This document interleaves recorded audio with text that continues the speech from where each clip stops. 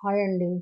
మనం చేసే టిఫిన్ కోసం ఒక చిన్న అల్లం ముక్క, ఒక మిక్సీ జారు, 2 పచ్చిమిర్చి తీసుకున్నాం మనం ఇప్పుడు. ఇంకా దీనిలోకి ఉల్లిపాయలు తరిగి ఉంచుకున్నామండి. మీడియం సైజు ఉల్లిపాయ ముక్కలు. అంటే మరీ సన్నగా కాదు.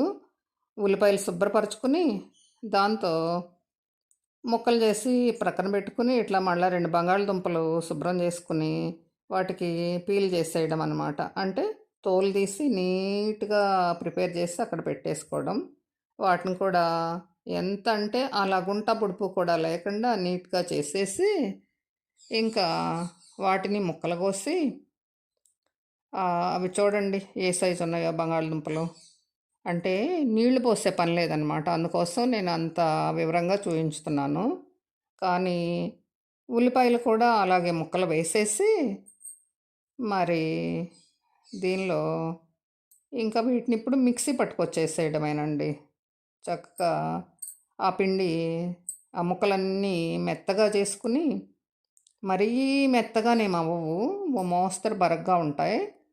బరగ్గా ఉంటేనే మనకి అలా ఒక ఆ పల్పీనెస్ తోటి ఇలా పట్టుకుంటే చపాతీ పట్టుకున్నప్పుడు ఇలా పూరి కాబోలు మనం అన్నది. చల్ల పూరి అండి దీని పేరు. దీనిలోకి మరి బొంబాయి రవ్వ అంటే సుజీ రవ్వ అంటారు కదా మీరు. అది ఒక గ్లాసు, గోధుమ పిండి ఒక గ్లాసు వేసి చక్కగా దీనిలో గ్లాస్ మజ్జిగ పోసేసి, గ్లాస్ పోసుకోవడం మరీ ఎక్కువ అవుతాయి అనుకుంటే అర గ్లాస్ పోసుకోవడం అన్నమాట. అంటే మామూలుగా అయితే నేను గ్లాస్ పోసేసాను. దానివల్ల ఏమైందంటే ఇంకో గ్లాస్ పిండి పట్టిందండి.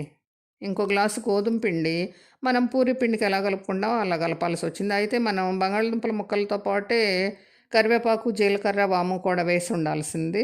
అందువల్ల చిన్న జారుకి వేసి వాటిని ఇలా పొడి చేసి దీనిలో వేశాను. ఇప్పుడు అవి ఇవి కలిపి మిక్సీకి పెట్టేయాలి మళ్ళీ.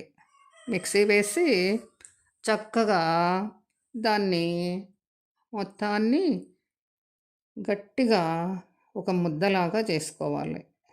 ఒక ముద్ద ఎలా వస్తదంటే అది చక్కగా గారెపిండిలాగా వస్తదండి. ఇంకొంచెం బొంబాయి రవ్వ వేసి చేసుకుంటేనేమో గారెల్లాగా వస్తాయి. కాదు మనం పూరియే మనం చేసుకునేది. ఇప్పుడు చల్ల పూరి గదా! మనం చేయబోయేది. మనం గ్లాస్ మజ్జిగ పోసాం గదా! మరి. వాటర్ అయితే వేయలేదు. ఇంకా దీనిలోకి ఆ మిగిలిన ఆ తడంతా పోయేలాగా గ్లాస్ గోధుమ పిండేసి, బాగా గట్టిగా మనం పూరి పిండి, చపాతీ పిండి ఎలా కలుపుకుంటామో అలా గట్టిగానే పిండేసి, అదే పిండి కలిపేయాలనమాట. మన చేతులకి అంటేటప్పుడు కాస్త ఆయిల్ వేసుకుంటే చేతులకి అంటకుండా ఉంటదనమాట. చేతులు అంటకుండా చక్కగా అంత చిన్న చిన్న ముద్దల్లాగా చేసి పెట్టుకోవాలి. ఇంకా అదంతా చక్కగా చూడండి ఎంత బాగా వచ్చిందో. స్మూత్‌గా పట్టుదానిలాగా వచ్చింది. లోపలేమి మనం వేసినయి ఏమీ కూడా తగలట్లేదు. స్మూత్‌గా ఉందండి ఆ లడ్డూలు చేస్తుంటే. ఎంత బావుందంటే అంత బావుందనమాట.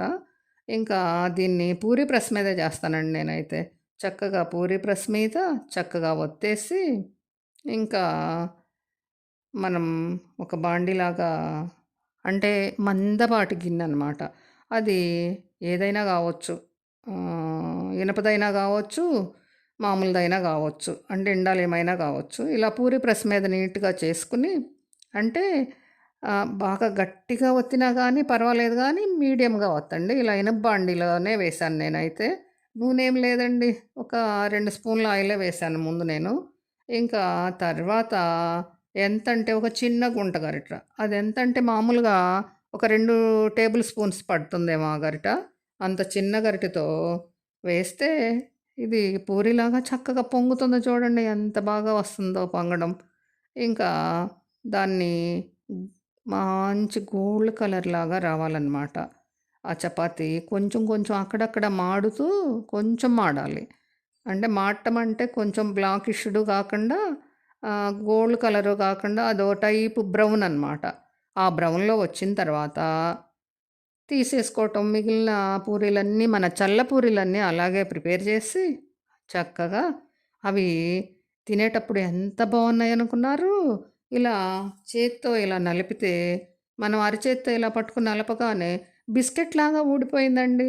భలే బాగా వచ్చినియి. మీరు కూడా ట్రై చేయొచ్చు. తప్పకుండా ట్రై చేయండి. అసలెంతో బావుందనమాట. మీరు తప్పకుండా ట్రై చేయండి ఫ్రెండ్స్. ఓకేనా? బాయ్.